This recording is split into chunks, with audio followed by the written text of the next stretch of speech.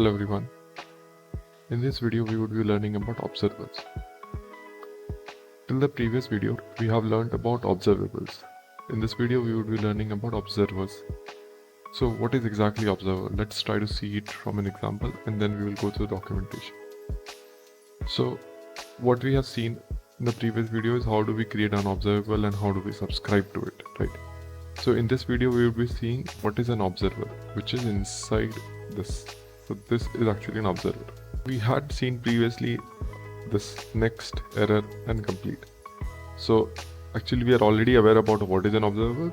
It's just that we need to know that this is called an observer.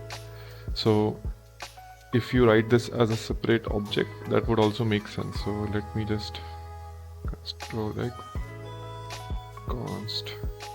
observer equals to this, and then you do observer.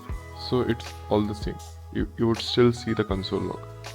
Received value 1 because the value 1 is being emitted from here, and then it is completed, which is why it is coming observable completed. Instead of that, if you write observable dot error, so you would get that error.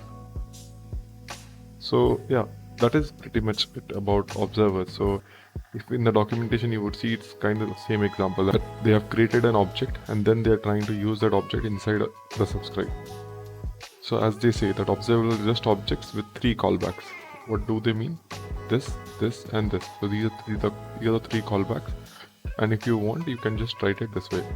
Most likely we would be using the next, but it's always a good practice to have error and complete. That's all for this video. See you in the next video. Happy coding.